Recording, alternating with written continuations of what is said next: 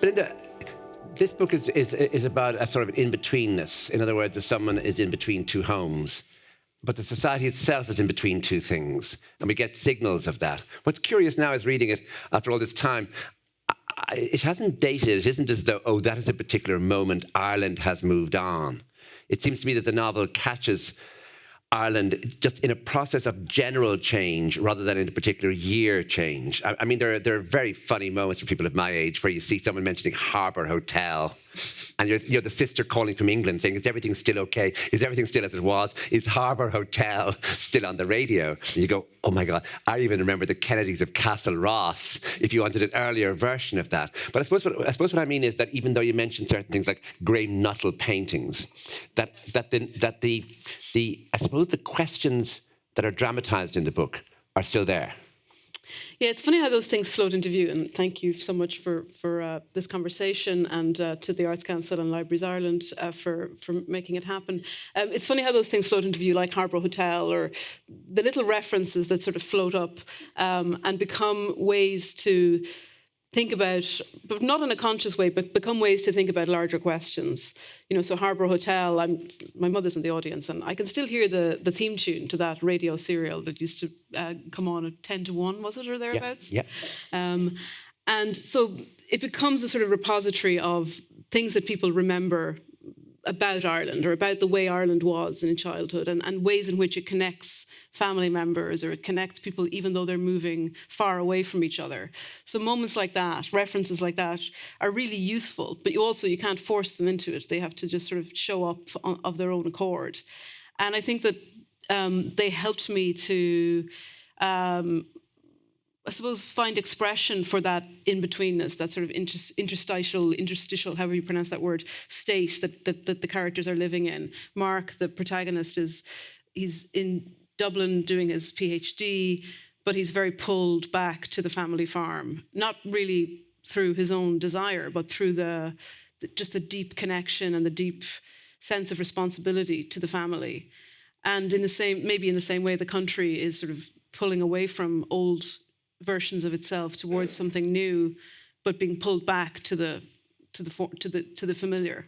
I think it's become clear even since the book came out that farming itself, which is one of the things that's dramatised in the book, I mean, the idea of doing a harvest or the idea of investing huge amounts of money in machinery, or the idea of land as something that people want to build houses on, that it's become more clear since the book that this is a big drama in rural Ireland. That even I've just said rural Ireland as though that's a well-known thing, but even the very entity. Yeah, one of the things that when the book came out, there was a feature in the Farmer's Journal, and it did more for the book than any other coverage had done. That summer, I heard stories of young farmers reading it in the tractor cabs in between the tasks of haymaking or silage making. And I think that drama of the family farm, for any of us who come from a farming background, we know that it never really stops. You know, it continues to have repercussions even after the activity of the farm is done. You know, say the farming itself is given up, well, then you still have the land. You're still living around the hay shed. You're still looking at the relics of that former life. And you're still living with the neighbours who are also farming, and maybe they're not farming anymore. Maybe their sons took it over, or maybe they didn't take it over. And so, you know, where I come from in County Longford, and I drive down to see my family now, to see my parents, I'll drive past, you know, between Longford and our townland, I might drive past 10 or 15 farms which are no longer working. But they're like theatres of memory. You know, you can almost see the figures walking from the house out to the hay shed. And the idea that those fields, for instance, will become sites for housing developments is obviously a very, very contentious one. Yeah. Even though that's really, you know, realistically speaking, that's what needs to happen. But, you know, those are the theatres of dreams for generations of families. When you began working on this book, did you have a sense of what was expected of you? What sort of book people might expect you to write? And then did you have to sort of maneuver your way around that expectation? I mean, just to be more specific, I mean that this is a book really from the perspective of a young man and his father. I mean, while Joanne gets a look in from her perspective, it really is quite male in that sense. Really, that's what I'm asking you. Yeah, that's absolutely true. Well, what's absolutely true? I mean, I grew up as a reader of Irish fiction, and as a young writer, I grew up in the realm of stories about men, and stories about. And the stories about farming, for instance, or about rural Ireland, which made sense to me, were the stories of people like McGahern, or Claire Keegan's early stories as well. Now, there are plenty of female protagonists in Claire's work, but in McGahern, even though he also wrote about women, there's a sense that the central drama is the drama of the father and son. And so, yes, I found my way to the story without forcing it. These are the characters who arrived. They came up as a father and son, as a young man and his father. In your imagination. Mm-hmm. Yeah. But then once I had them, and I was working on it for years, finding a new shape for them, for this story, I think that was something that being away from Ireland helped me to do, because I started it in Ireland, but I moved to New York with it and worked on it when I was at Columbia. One of the things that happens in America is you get all these new words and you come home with them and you think, not sure, they're out of fashion already here. But one of them is the word, it's called intertextuality. And intertextuality is where you have a book like this, and then within this book, you have another book to which there are sly references, so that as you're reading this book, you're aware of the author is called Belinda. You're aware that there's a book called Belinda by Mariah Edgeworth. There's a sly joke about the book that it isn't very good, something compared to other works, which is not true about Mariah Edgeworth. And but that our character Mark is doing his PhD on Mariah Edgeworth, and he feels that he has a certain insight into her because he comes from near where she lives, which I think isn't helping his thesis very much. But you have those jokes going beautifully through the book that, there was this woman in 1801. She knew Jane Austen. She maybe kissed Sir Walter Scott. Jane Austen actually sent her book Emma. Well, I didn't check your facts on this. I'm following you. I'm telling you what's in your own book. Copy of Emma. But that must have been a lot of fun just to add all that in, was it? Yeah, that was a huge amount of fun, and that did arrive organically as well. And when I say organically, I mean I think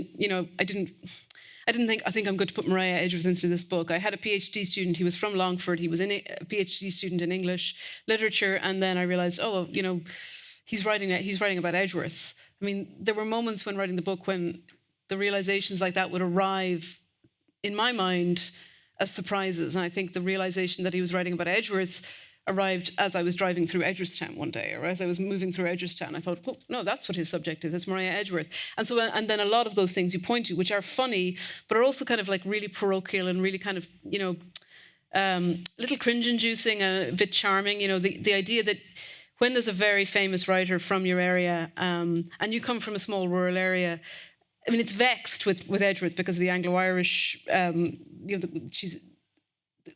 the Edgeworths owned the estate. They owned the town, Edgeworthstown, essentially. So it's not straightforward, but the kind of pride and connection that, say, a young writer or a young academic might feel to that figure there's something very touching about it, but it certainly isn't enough to be the basis of a scholarly dissertation, And I think that's what the character Mark is getting caught up with, that he realises he started this out of a sort of look who's from Longford kind of impulse. And then he realises, well, actually, I have to think about ideas of realism and representation and Irish history that aren't really that interesting to me, but I'm stuck with it now. There's some lovely side characters in the book, especially there's a solicitor who gets an amazing pair of shoes which have red soles and wanders about in them. But there's a fellow called McCarthy, and it's an interesting thing to do if you have someone doing a PhD in Trinity College Dublin and he's got a professor. My instinct would be always the professor must be Anglo-Irish or posh or drinking sherry in his room. But this McCarthy is a gurrier. This McCarthy who just knows, he knows this guy's not writing his thesis. And there's a meeting where he puts his hands behind his head and sort of looks up at the ceiling, just sort of utter contempt for all students. And it's the thing that if he were posh and sherry drinking, it wouldn't have the same effect as being McCarthy. He's called McCarthy. Does he have a first name at any point? He's McCarthy. He's just McCarthy. And there's something about, like, you just live in fear of him because he sees you coming. There's no way you can claim, any form of excuse because he just knows what you've been doing. You've been drinking and taking drugs. And also he doesn't want to sit down and talk with Mark about his dissertation. He has his own thing. He wants to go to West Cork on his holidays. He wants to go to West Cork, and he's ambitious as well. He's an ambitious professional academic. He's going to conferences. He's getting his citations. He's building towards his promotion. He's probably going to put the fear of God into me, I have to say, because that scene where you haven't delivered and you've got to arrive in and this guy's looking at you, it's got the measure of you. There's a scene that I love. I loved it the first reading, and this time round even more, where, Dublin is changing. We know that. So what you need now are images for that. So you need the image that someone is living in this tiny cottage. There's hardly room in it for a bed. And yet they're giving a major party, and they've done it up so that it could be in the Irish Times. That photograph of the interior, how they got that house to look like that, since there's no actual house. There's just like a few clever use of space is what they would say in the art. Clever use of space. And but the boys bring beer. They're going to a party, so they haven't lost the habit of just a six-pack, or not six-pack anymore, but cans of beer. But when they arrive at the party, they find that no one else has brought beer. They've all moved on. They've all got jobs. They're all living in the city. And, of course, you don't bring beer to a party anymore. You bring wine. And when he opens the fridge, he sees not only have people brought wine, but there's a reference to all the types of fruit, the new types of fruit, but also the champagne bottles. So you're watching, a moment. It's not that everything is like that, but Mark himself just hasn't caught up yet with just how I suppose that idea of just beer belongs to a decade earlier on. Well, that was the Dublin that I came out of college into. That was Celtic Tiger Dublin, right? So I graduated in 2000 and lived in Dublin for 5 years, working as a journalist, going to parties. And there was a certain, it was a straddling from the student life, which had been very grungy in 90s, where we were just living in kips, and definitely bringing beer to parties. Not just bringing beer to parties, but jealously guarding your beer, making sure that you hid it somewhere so nobody could get it. And the etiquette was you certainly didn't take somebody else's alcohol. Then to the much more glamorous parties of early 2000s Ireland, where, yes, people might be living in one-room cottages in Inchicore or Ringsend or wherever it was, but they were living in places that looked like they were out of House and Home magazine. It was a new, much more confident, sophisticated version of being an Irish person, And that was that was my experience of Dublin, I stayed in the same places, but I suppose my sense, the versions of Dublin that I was inhabiting and socialising in, especially. I think journalism, I was an arts journalist, that opened up certain possibilities for me. It meant that I could see the different ways in which people were living. And at that time, there was a lot of money going around. I think one of the problems about writing a novel about, say, I'm from Enniscorthy, so I used to get the train down from Dublin to Enniscorthy. You get the train back up from Enniscorthy to Dublin. And that journey to Longford in your book is that there is, no matter what you do with that, a sort of mythological feel to it. That it isn't as though you're a hero going home, but the idea of homecoming itself belongs, for example, the Odyssey is where Odysseus is constantly on his way home. And that idea of what's happening at home while he's elsewhere, I think it goes right through the literature. All the literature, really, that idea that you belong one place and you might get back there if you're lucky. And just with working with that idea then, there are moments in the book, there's one particular one that really struck me, where he's talking about really how much he doesn't like the Lynches, especially the father. And then it goes, that had been the solicitor's name, Frank Lynch. He was dead now. But Mark's father still hated him. So, right, we have that. So he was dead, and Mark's father still hated him. But it's the next line now that I get very interested, because it says, Mark remembered being down the fields with his father. Notice just down the fields, you're getting the sort of, I suppose, the colloquial thing. Mark remembered being down the fields with his father the day Lynch had been buried, and seeing the funeral procession pass slowly on the road, and watching in disbelief and in discomfort as his father had turned his back. And I think anyone, again, I don't think you have to even be Irish to know that turning of the back is an enormous mythic moment, that it isn't merely he didn't like him and so turned away. But to turn your back on a procession, this is a ritual in which everybody knows what you must do. And he doesn't do it. And he's not doing it, seems to me, to actually have a lot of power in the book. I think that's something, that kind of attitude or that kind of behavior is something that by the time we meet him, Tom has kind of grown out of that in a way. Like he's mellowed, he's become, certainly by the end of the book. But, you know, to tap into that, the possibility, because I also think that's a shocking thing to do. And I don't, it's not written out of life. I don't know of anybody who's done that. But I certainly know of, you know, petty local hatreds and disputes that could produce that kind of bile and that kind of, and probably that would be a move that a character would deeply regret as soon as they'd done it. But I suppose I'm not talking about it as something that could happen or might have happened, but once you put it into the book, you sort of lift the argument in the book. You lift, I mean, you bring in ritual, and then you bring in breach of ritual. Yeah. And so, and because you're dealing with, I think, one of the great stories, which is Romeo and Juliet, then we are dealing with certain levels that lift the novel from that weekend going home business into some other state, which I think exalts it or lifts it out of what Mark might call realism. He objects to Maria Edgeworth being described as a realist writer. And in a way, with some of this, what you're doing is lifting this, what might seem an ordinary story about the way people live in Ireland into some other realm. But I think that Irish life offers those kind of opportunities to lift things out of ordinariness or everyday all the time. I mean, a lot of the moments in the book that were inspired by any kind of anything, not just things that I saw or things that I heard, but attitudes and relationships and the ways that people behave towards one another. A lot of those moments are rooted in ritual, whether it's just the way people behave in the local shop towards each other, or the way people behave at a party, or there are.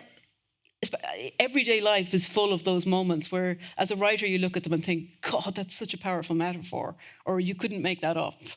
And, so actually recruiting them and using them in fiction, the easy thing is watching them happen. The hard thing is making them work on the page, because often a moment that's just an everyday moment between neighbours, or maybe a ritualistic, a moment of maybe respect or fondness, or just being in a community together, will just have a sort of symbolic power and beauty that's almost too much. Isn't that the subject of Patrick Kavanagh's poem Epic?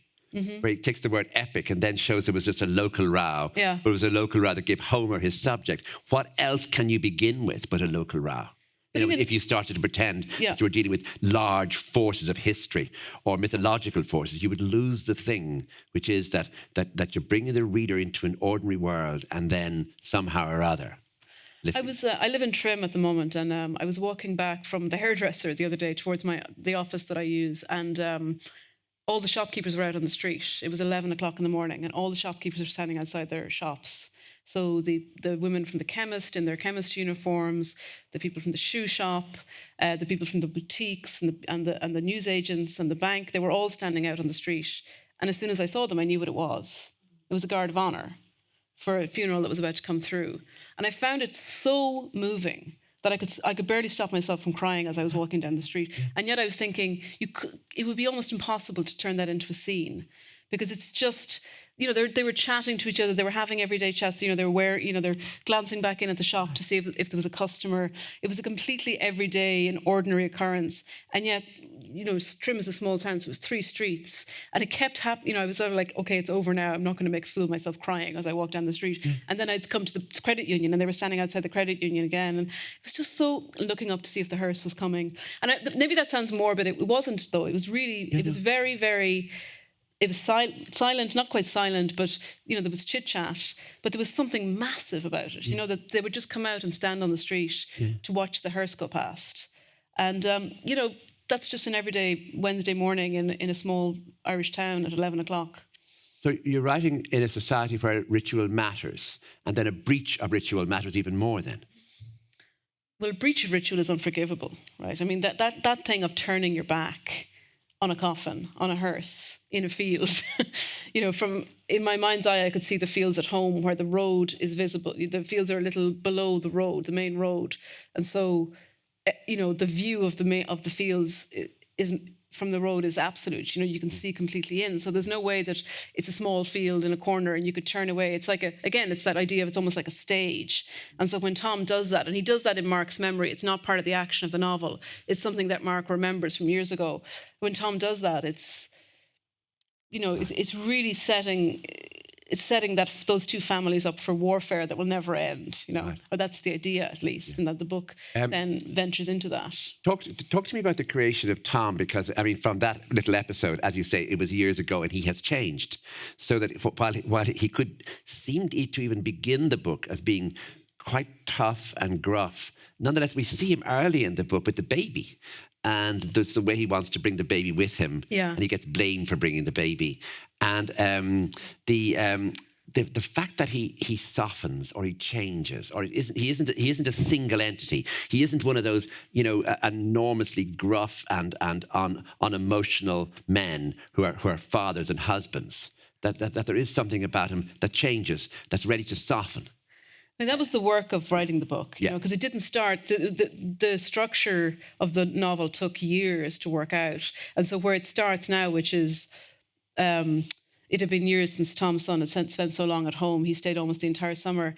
That was, say, the middle of the book when I wrote it, and then I decided to kind of move it back to the beginning and then move forward from the knowledge that something had happened. So when I started Solace, it was begun as a short story which I wrote overnight for the Davy Byrnes competition deadline. Did you win? No. Ha! Why not? Okay. Because Claire Keegan won, or I can't remember who. But this would be 2003 or 2004, early 2004, and it had been cooking, you know, kind of gestating in my mind as something I wanted to write about. I can't. It's a long time ago, now, 20 years ago. What scene was the short story then? Was the what was it? It was Christmas, when Mark comes home with the baby first, and he comes home before Joanne. He comes home with the baby, and she's still working. Yeah, right. Yeah. And so he comes home to the house, to his parents' house around solstice. Yeah. And I think the Newgrange stuff was added. It wasn't part of the original short story that I wrote, you know, at my desk in Stony Batter and overnight. He came home with the baby, and his father was sort of essentially disgusted that he'd come home with, you know, not that he'd come home with a baby, but that he'd come home and was a father who was getting up at night with the child. Yeah. And this is the scene. I remember, you know, Tom going out to farm at 5 o'clock in the morning, even though it's winter, and Mark is up with the baby feeding her, and Tom is going out to farm, and Mark was like, where are you going? It's 5 o'clock in the morning in December. You don't need to go out. Yeah. And Tom says something like, you know, I have to work. Yeah. You know, this is sort of rivalry between them. That was just the nub of it. And then I think that original story had contained within itself the drama of their falling out. So it was to do with the hay shed. I can't remember, but it was almost as though elements that then expanded into a whole story were together in a short story of maybe 10, 15 pages. So, I mean, what you're talking about is that you're dramatizing a sort of softening. A sort of that both of them in their own way are forced, not necessarily to reckon with each other, but just to behave in ways that are out of character. That it isn't as though, for example, we don't see them in the pub being with the group. They go with each other only. They hate other people listening in. They're quite isolated in that sense. Mm-hmm. But it isn't as though they're in a permanent battle with each other for power. It's something much softer than that, and therefore much more dramatic, because you don't ever know as the reader what's going to happen next. Yeah, I mean,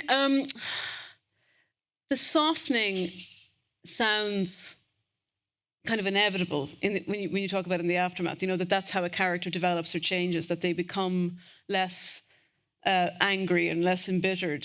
But in the writing of it, it was less about trying to get them to mellow or to soften than putting them in circumstances which forced them to be alone. You know, so they're both, I think it's a book club event, so people have probably read the novel. I mean, they're both alone in really, really profound and fundamental ways by the middle of the novel. And so that, you know, shifts perspective, it changes perspective. But it also means that they just have to reckon with the truth of what it's worth getting angry about and what it's worth getting fussed about. And that the battles of the beginning of the book, where they're fighting over, is Mark coming home to farm or not, and they're fighting over the neighbour's son doing more bailing than Mark has ever done in his life. That all comes to seem petty, but at the same time, it's something that could easily flare up again at any moment. And it's another ritual as well, which they can work with. Yeah, and you talk about the breach of ritual. I mean, not coming home to when the bailing needs to be done is unforgivable. Yeah, you know? yeah. Like for a farmer's son or daughter, whoever it is that's meant to be helping with the farming, that is in itself, like, you know, the idea that you would fail to come home on one of those hot days in summer because there's so few of them. You would fail to turn up, and that you would come home and your father would be going around the field in the tractor without you. You know, you really know you fucked up. Yeah. And there's going to be trouble. You know, people love saying Irish writers are divided into two groups. But just let's say they are, and let's say that the big question you have to deal with in every novel is, what are you going to do about the guards? Because no other country has a group of policemen that are known as the guards, the Gardaí. Is it a capital G, small g? Do you do it in Irish, the Gardaí? Do you do it as the guards? Or do you try and call them the police? Which would be the weirdest idea. You know, in an Irish novel in the middle of the countryside, they were stopped by the police. Were they in the north? Like, where were they? So, I mean, it's absolutely marvellous to find on page 26, they became as quiet and uneasy as though they'd opened a solicitor's letter or answered the door to a guard. And you go, great, guard. And there's another one that's hilarious, because I've been having a big problem with doing a line. Now, I'm talking about Enniscorthy in, 1976. And she says, they were doing a line. And obviously the editor in America said, but I don't think. And I said, would you get a life, God's sake? They're having some sort of romance. And that's called doing a line. But by the time you come to doing a line, here it is. She could remember talking to him and flirting with him and kissing him and going into the bedroom with him and doing a line. Now, I know what this is. That's the big change maybe in Ireland between 1976 and, this is maybe 30 years later. Yeah, mm-hmm. The 30 years is about this phrase, doing a line, has moved from its, hardly its original meaning, but I mean one meaning, to an entirely different meaning. Yeah. And both can be put in casually into the book. Right, I mean... So I don't know what the question is. Yeah, it's the question card. I just wanted to point it out. I mean, obviously the arrival of sushi, but there's also a moment where it's funny how in a novel, if you can get this right, little moment that should be nothing, should be an ordinary thing that would happen in a car, lifts. Because Mark doesn't tell lies, there's a moment when a text comes in on his phone. His father is driving him, he's back home, and his father just says casually, what's that? And he looks at the text, and it's from Joanne, it's from his girlfriend. He just met her. I don't know what she is. He's just met her. And he doesn't want to talk about it because, there's been so much drinking and stuff. And he just says is it Mossy? Mm-hmm. Yeah, he just says from Mossy. And you don't know that as the reader for a while, for a few more pages, until you get it from Mark's perspective, that it's actually Joanne sent the text. And I think it's the only lie like that in the book. And it goes, that moment for him to tell his father it's so-and-so when it's not so-and-so. And the reader only to find it out later. It has a funny power in the book where you realise that's another breach, not just of decorum, but something larger than that. The thing is that Mark is almost 30, and so he should be able to what we now call boundaries, right? He should be able to have boundaries. But that's really the battle, that when he gets a text from his girlfriend, which is probably, they don't have camera phones, so it's not the kind of text he might get from his girlfriend now, but it's probably something flirtatious and not something that he would like to share with a parent. It shouldn't even really be happening that the father or mother turns to their 30-something or almost 30-something son and says, "Who's that?" But that's the code. That's the weather of that family. That they're in each other's business and they're expected to be in each other's business all the time. Yeah. And unless he can assert some sort of space for himself, he's never really going to grow away from that. He will actually end up coming home and taking over the farm just because he's too awkward to say, actually, I don't want to, you know? And I think Yeah, a lot of conversations farms can't be had. A lot of farms have been taken over because somebody was too awkward to say, no, actually, I don't want to. And I think for a novel, that's a marvelous thing. I know it's in life, it's not good, but in a novel where you can show what someone is thinking, you can show what someone is saying, and you can show the great gap between those two things. For example, that it isn't as though Mark is ever capable of saying to his father, would you stop? Like I'm in Trinity, you know, I was drinking all night, I was taking cocaine, because that sort of conversation can't happen. But it can happen in the novel. In other words, you can show what sort of weekend he's just had, or what sort of Friday night he's just had, Saturday night, and you can then show how little he's saying, and the reader can love the business of being included in both and the gap between the two. So I think it's something that sort of idea of silence, of not just lies, but silence, of a gap between what's said and what's true, is something that really belongs. I think that you can work with that as a novelist. In a way, the truth is not very useful to a novelist. The mediation role that Maura, Mark's mother, is forced to play, but actually chooses to play, was a really big part of the story as well for me. You know, how much they've both, like father and son, have come to depend on her to be a go-between. You know, to tell Tom something that Mark doesn't have the courage to tell Tom himself, or to communicate to Mark something that Tom wants to tell Mark, but he certainly won't. Humor, you know, he won't. What's the word I'm looking for? It's a phrase. Maybe it's a Longford phrase. I can't think of it. But he won't belittle himself to ask his son to come home to help with the hay, for instance. Yeah. He wouldn't give him the satisfaction. That's the phrase. Oh, wouldn't give him the satisfaction. I don't think that's a Longford phrase. I think that's... How dare you? Yes, it is. The Maura then ends up in this in-between role. Yeah. But you know, one of the questions is, does that make her like a victim, or does that make her a creator? You know, who's creating the family dynamic, and who has responsibility? They all have responsibility. They're adults. They're three adults. You know, the sister got out of Dodge. She's gone to England, but the mother and father and the son are in this codependent. You know, we have all these words for it now, but stepping around each other in a sort of dance where, you know, if Mark were to say, actually, Dad, you know what? I'm going to be an academic. I don't want to come home on the farm ever again. Bye. I love you. Can you imagine? There'd be no novel in that. Yeah, there'd be no novel, you see. But I just before we take questions, I want to point out, I mean, it's probably a wrong thing to do, is to point out a stroke of genius in the book to you, just in case. Oh, please do. In case you need it. You know, let's imagine this scene.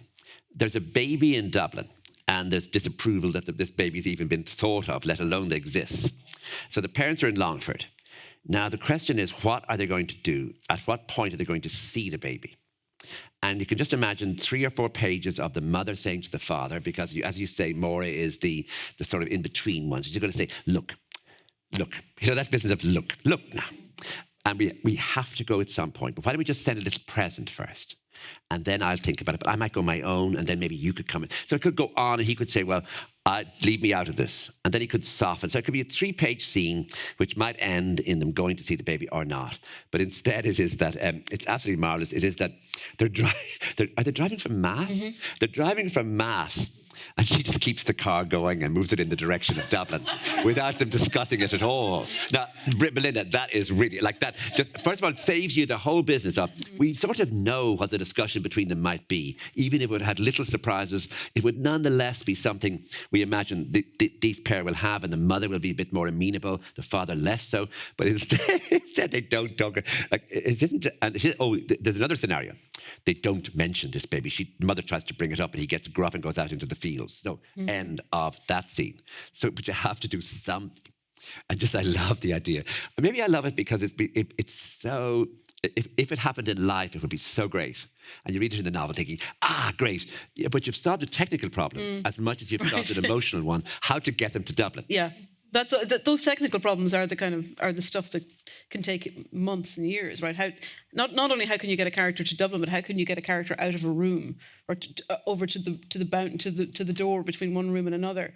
That scene, I think, was kind of capitalizing on that etiquette of not talking about things. You know, really, again, in an ideal, boring world, if Maura started to drive towards the hospital in Dublin without telling Tom that she was driving towards the hospital in Dublin, Tom could say something like, "I don't consent."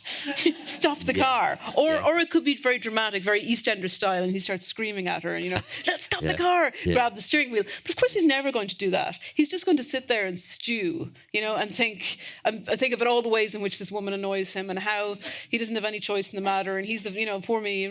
And that's the end result of the dynamic that they've built up together as a family over the years of like, let's just not actually articulate this awkward thing. Let's just let it happen and we won't talk about it and then it'll be done. Here's another one. It's on page 160. It's the opening of chapter 12. Just opens like this. The baby was born in May. And I think if you're ever teaching creative writing, could you just get on with your story? Like, we know there's a pregnancy. We know there were birth pains. We know all the trouble. Could you just get on with it? But spring came. Christmas was over. And just like, and you can't do it twice, I don't think, in a novel, but you just need to move the time, really get it on. So it's just, it might seem like the plainest sentence. It might seem like the easiest thing to come up with. The baby... Chapter opens, the baby was born in May. And I think it's really important in every novel. There's a moment where you leave out a crucial 3-month period where you just don't put it in. And leave it to the reader's imagination. Often you will write that and just trash it, but I didn't. And I think, in some ways that was... Those very forceful decisions were a consequence of the novel being written while I was taking an MFA. I was doing workshops. You mean those strokes of genius? Those strokes of genius were actually pressured. It was the pressure of having to submit 20 pages to Heidi Julavitz or Vinnie Kirschenbaum on a Monday morning and thinking, well, I have to get that baby's going to have to be born, so there, she's born, Yeah. And it was a sort of like, if I'd been left to myself, I'd probably still be writing about the pregnancy. 15 years later, but because of that sort of sense of get on with it, people are waiting, and you need to move this, keep this moving. Things like that happened. Okay. Well, thank you, Colm, so much. Okay, well, thank you very much for Belinda, and thanks very much to the Library and Arts Council, and thank you all for coming. Thanks for coming.